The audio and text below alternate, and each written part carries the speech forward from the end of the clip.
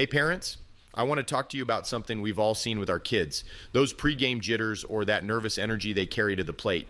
Maybe they're worried about striking out or they're feeling the pressure to perform because their team is counting on them. It's tough to watch, right? But here's the thing. Fear and nerves aren't bad. In fact, they're completely normal. Even the best athletes in the world feel it. What matters is how we respond to it, and that's what I want to help you and your child with today. Dr. Brett McCabe, who works with athletes in all kinds of sports, talks about the importance of embracing fear instead of fighting it.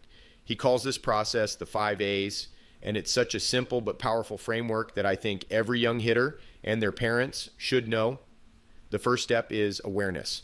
We have to recognize what's happening when fear shows up. Maybe your child feels their stomach tighten or their hands sweat as they step into the box. Instead of ignoring it, teach them to notice it. Dr. McCabe says, you can't fix what you don't see. Fear doesn't make them weak. It's just their body preparing for something important. Next is acceptance. This one's key because a lot of kids think being nervous is a bad thing, like it means they aren't confident. Help them see that nerves are their body's way of saying, hey, this matters. It's not a signal to panic. It's a sign that they're alive and ready to compete. I like to remind hitters that even someone like Mike Trout gets nervous before a big at-bat. From there, we move to action. Here's where we give them tools to channel that nervous energy into focus. One of the best ways to do this is with a simple breathing drill.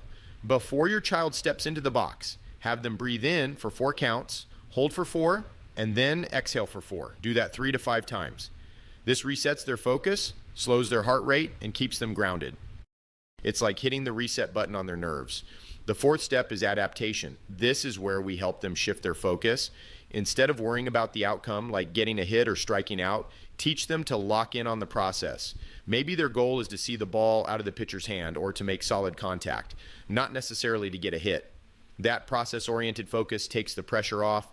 And finally, we have alignment. This is about making sure their thoughts and actions are working together. For example, if your child steps into the box thinking, I'm going to strike out, their body's going to follow that negativity. But if they think, I've got this, and focus on their plan, like watching the release point or timing their stride, that alignment gives them the best chance for success. Now let's put this into action with a quick drill.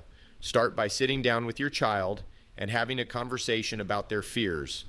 Ask, what makes you nervous before a game?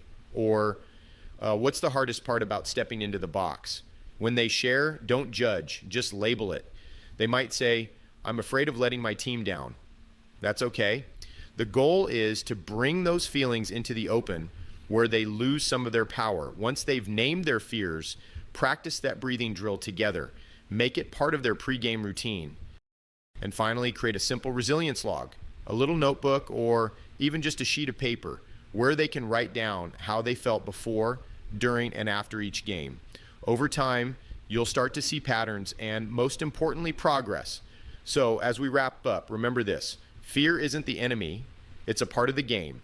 And with the right tools, your child can learn to handle those nerves and even use them to fuel their focus and confidence. Tomorrow we're going to talk about turning pressure into opportunity. Those high-stakes moments don't have to be overwhelming.